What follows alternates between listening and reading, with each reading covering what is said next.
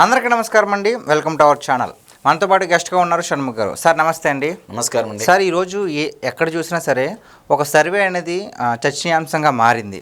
అది ఏంటి అంటే కూటమి తరపున ఎవరు నాయకుడిగా ఉంటే బాగుంటుంది అని ఒక సర్వే అయితే సర్వే చేయడం జరిగింది. దాని గురించి మీరు ఏం విశ్లేషిస్తారు? అసలు నిన్న మొన్న కేకే సర్వే అని చెప్పేసి ఒక సర్వే రిలీజ్ చేయడం జరిగింది. ఆ సర్వేలో ప్రధానంగా చెప్తున్నటువంటి అంశాలు ఏంటంటే junior NTR versus Nara Lokesh versus Pawan Kalyan గారు వర్సెస్ వైఎస్ఆర్సీపీ వర్సెస్ ఇలా అన్నీ చెప్పుకుంటూ మేజర్గా ఏజ్ ఫ్యాక్టర్ తీసుకున్నారండి.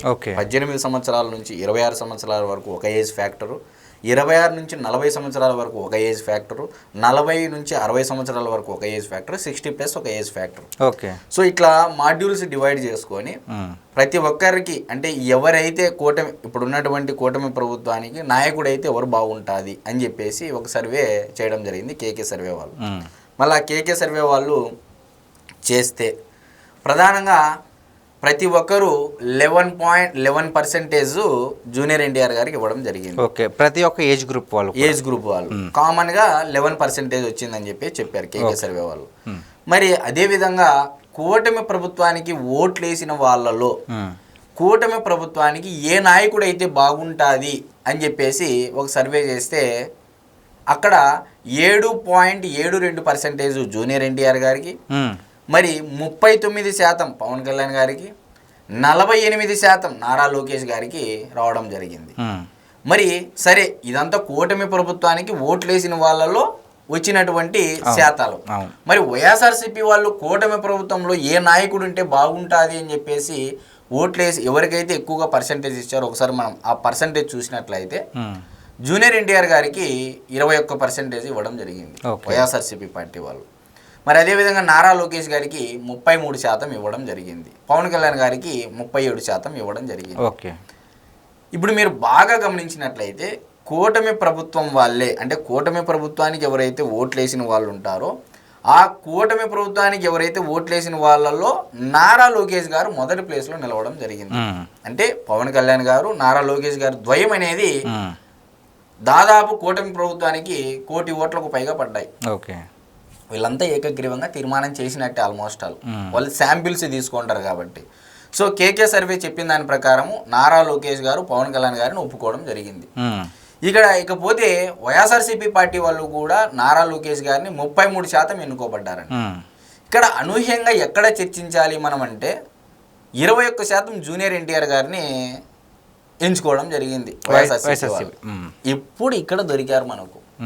ఇప్పుడు జూనియర్ ఎన్టీఆర్ గారు ఎప్పుడో చెప్పారు, నేను తెలుగుదేశం పార్టీ మనిషిని, ఇది మా తాతగారు నందమూరి తారక రామారావు గారు స్థాపించినటువంటి పార్టీ, నేను ఎప్పటికీ తెలుగుదేశం పార్టీ కార్యకర్తనని చెప్పేసి గతంలో ప్రెస్ మీటింగ్ అందరూ కూడా మాట్లాడిన వీడియోలు మనం అందరం చూసాము.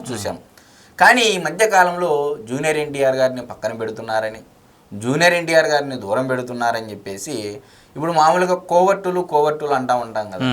ఇప్పుడు వైఎస్ఆర్సీపీలో ఎవరైతే జూనియర్ ఎన్టీఆర్ గారిని ఎన్నుకోవాలి అని చెప్పేసి అనుకుంటా ఉన్నారో అంటే 21% ఉండారు కదా, ఇక్కడ జూనియర్ ఎన్టీఆర్ గారు కావాలా లేదనేది ఇది సెకండరీ అంశం అండి. అది పార్టీ యొక్క నిర్ణయం, వారి కుటుంబంలో జరిగేటువంటి తంతది, మనం చెప్పే అంత అంశము కాదు. కానీ 21% మంది వైఎస్ఆర్సీపీ వాళ్ళు జూనియర్ ఎన్టీఆర్ గారిని కోరుకుంటున్నారు అంటే ఇక్కడ ఈ 21% మంది నందమూరి నారా ఫ్యామిలీ కుటుంబాల మధ్య వైరం పెంచే విధంగా చేస్తున్నారు కోబట్టులు అనేది మనం ప్రధానంగా చెప్పుకోదగ్గ అంశం. అంటే కుటుంబంలో చిచ్చులు పెట్టాలని చూస్తున్నారు డెఫినెట్గా. ఇప్పుడు జూనియర్ ఎన్టీఆర్ గారు ఏ ఆడియో ఫంక్షన్కి వెళ్ళినా లేకపోతే ఎక్కడైనా వెళ్ళినా సీఎం సీఎం సీఎం సీఎం అని చెప్పి సెర్చ్ చేస్తున్నారు. జూనియర్ ఎన్టీఆర్ గారు కూడా ఈ మధ్య కళ్యాణ్ రామ్ గారు విజయశాంతి గారు తీసినటువంటి మూవీ ఆడియో ఫంక్షన్కి వెళ్తే సీఎం సీఎం అని అరిస్తే నేను వెళ్ళిపోనని చెప్పేసి అంటే స్టేజ్ మీద మరలా విజయశాంతి గారు తీసుకొని రావడం జరిగింది. దీన్ని బట్టి అర్థం చేసుకోండి, ఎవరు సీఎం సీఎం సీఎం అని అరుస్తున్నారో వాళ్ళు కోవర్టులు. నిజంగా జూనియర్ ఎన్టీఆర్ గారికి వాళ్ళ ఫ్యామిలీ ఎటువంటి గొడవలు లేవు. ఆయన సినిమా ఇండస్ట్రీలో ఈరోజు ఆస్కార్ లెవెల్ రేంజ్లో ఉన్నారు. జపాన్లో ఫ్యాన్స్ కానీ కోసేసుకుంటారు. జపాన్లో అయితే ఆయనకి ఏకంగా ఆయన అభిమానులు పిచ్చి అభిమానులు. ఎక్కడికి వెళ్ళినా ఈరోజు జూనియర్ ఎన్టీఆర్ గారికి అరుదైన గుర్తింపు ఉంది, అరుదైన అభిమానము. విదేశీయుల దగ్గర కూడా సొంతం చేసుకున్నటువంటి ఘనత జూనియర్ ఎన్టీఆర్ గారిది. అవును. మరి ఇప్పుడు ఆయన సినిమా ఇండస్ట్రీలో ఒక ఊపేస్తున్నాడు. సినిమా ఇండస్ట్రీనే. అవును. మరి అటువంటి స్థాయిలో ఉన్నటువంటి వ్యక్తిని సడన్గా రాజకీయాల్లోకి తీసుకొని వచ్చి ఆయన యొక్క కెరియర్ని కొలాప్స్ చేయడం అనేది కోవర్టుల యొక్క పని. ఓకే. ఎందుకంటే నందమూరి కుటుంబంలో బాలయ్య బాబు గారి తర్వాత, జూనియర్ ఎన్టీఆర్ తర్వాత మెయిన్ జూనియర్ ఎన్టీఆర్ గారిని వైఎస్ఆర్సీపీ మనిషి అని చిత్రీకరించే విధంగా ఈ కోవర్టులు చేస్తున్నారనేది మనం ప్రధానంగా చెప్పుకోదగ్గ అంశం. మరి ఈ 21% మంది ఎవరైతే ఉన్నారో ఈ కేకే సర్వే వల్ల ఎంతమంది వైఎస్ఆర్సీపీ పార్టీ వాళ్ళు జూనియర్ ఎన్టీఆర్ గారిని కోరుతున్నారని ఎవరైతే కోవర్టులు ఉన్నారో ఓకే వీళ్ళ వల్లే సగానికి సగం మందిలో, అంటే అటు జూనియర్ ఎన్టీఆర్ గారి అభిమానుల్లో కానీ ఇటు మిగతా వాళ్ళలో కానీ చాలామంది అనుమానాలు వ్యక్తం రేపే విధంగా, అంటే లోకేష్ వర్సెస్ జూనియర్ ఎన్టీఆర్ గారిని చూపుతూ, లేకపోతే జూనియర్ ఎన్టీఆర్ వర్సెస్ బాలయ్య బాబు గారి కొడుకు అని చూపిస్తూ, అంటే ఇలాంటి విద్వేషాలు కుటుంబాల మధ్య చిచ్చు రేపే విధంగా, లేకపోతే వారి యొక్క అభిమానుల్లో ఒక అనుమానం బలపడే విధంగా చేసేటువంటి ఈ కోవటులు చేసే పని వల్ల ఈరోజు తారాస్థాయికి చేరుకుంటాయని చెప్పేసి. కానీ ఏ రోజు జూనియర్ ఎన్టీఆర్ గారు ఇది చేసుకోలేదు. అటు వారి కుటుంబం వీరి కుటుంబం అంత దగ్గరగానే ఉంది. రీసెంట్గా జానకీరామ్ గారు, అంటే స్వర్గీయ జానకీరామ్ గారి యొక్క కుమారుడు ఆ మామూలు సినిమా ప్రారంభోత్సవానికి గాను ప్రతి ఒక్క కుటుంబ సభ్యుడు హాజరవ్వడము. మరి దీన్ని ఏ విధంగా చూడొచ్చు? అంటే మరి జూనియర్ ఎన్టీఆర్ గారు కూడా ఇప్పుడు నేను రాజకీయాల్లోకి వస్తానని కూడా ఎక్కడ కూడా అనౌన్స్మెంట్ చేయలేదు. క్లియర్గా ఉండిందండి వాళ్ళ కుటుంబంలో, అది కుటుంబ అంతర్గత విషయము. ఎవరు రాజకీయాల్లోకి రావాలి, ఎప్పుడు ఎలా రావాలి, ఒకవేళ వస్తే వాళ్ళ కుటుంబంలో వాళ్ళు చర్చించుకొని రాజకీయాల్లోకి రావడం అదేం పెద్ద విషయం కాదు కదా. జూనియర్ ఎన్టీఆర్ గారు ఎవరు? నందమూరి కుటుంబము. నారా లోకేష్ గారు ఎవరు? బావమరిది. అంతేనా? అంతే. మరి ఆయన యొక్క పుట్టినరోజుకి ఈయన విషయం చెప్తున్నాడు, ఈయన పుట్టినరోజుకి ఆయనకు విషయం చెప్తున్నారు, థ్యాంక్ యూ సో మచ్ కూడా చెప్పుకుంటున్నారు. వీళ్ళిద్దరికి లేని బాధలు ఈ 21% కోవట్టులు ఎవరైతే ఉన్నారో వీళ్ళు చేస్తున్నటువంటి ఏదైతే ఉందో ఆ రెచ్చగొట్టే ధోరణి అనేది ఇటు ఎన్టీఆర్ గారి అభిమానుల్లోనూ, అటు లోకేష్ గారి అభిమానుల్లో గాను, తెలుగుదేశం పార్టీ శ్రేణుల్లో కానీ, తెలుగుదేశం పార్టీ కార్యకర్త. మరి ఆ లెక్క ప్రకారం మనం చూసినట్లయితే దాదాపు మొన్న ఎలక్షన్లో కూటమి ప్రభుత్వానికి 144 సీట్లలో పోటీ చేస్తే తెలుగుదేశం పార్టీ 135 సీట్లలో గెలవడం జరిగింది. ఇది వాస్తవం. అవును. మరి 1 కోటి సభ్యత్వాలకు పైన, అంటే 1 కోటికి పైగా సభ్యత్వాలు చేసినటువంటి ఘనత నారా లోకేష్ గారికి దక్కుతుంది. మరి ఆ 1 కోటి మందిలో 48% ఏకగ్రీవంగా నారా లోకేష్ గారిని ఆమోదిస్తున్నారా లేదా? ఈరోజు నరేంద్ర మోడీ గారు ఇచ్చారండి సమయము 2 గంటలకు పైగా కుటుంబంతో సహా.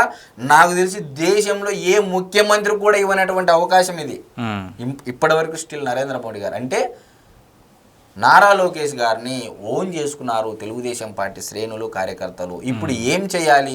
జూనియర్ ఎన్టీఆర్ గారికి సినిమా ఇండస్ట్రీలో ఏ విధంగా అయితే ఉచ్చస్థాయిలో ఉన్నారో, నారా లోకేష్ గారు కూడా ఈరోజు తెలుగుదేశం పార్టీలో తన యొక్క ప్రతిభను చాటుకుంటూ కార్యకర్తలను ఓన్ చేసుకుని తాను కూడా ఉచ్చస్థాయిలో ఉన్నాడని నిరూపించుకున్నాడు. కాబట్టే ఇప్పుడు వాళ్ళ మధ్య విభేదాలు క్రియేట్ చేయాలి. ఇది ఒక ప్రధాన ఎజెండాగా వైఎస్ఆర్సీపీ నుంచి ఎవరైతే జూనియర్ ఎన్టీఆర్ గారిని కోరుకుంటున్నారో ఈ కోవట్టులు చేసే పని వల్ల 1 కోటికి మంది పైగా సభ్యత్వాలు ఉన్నటువంటి తెలుగుదేశం పార్టీ కార్యకర్తలు నష్టపోతారు.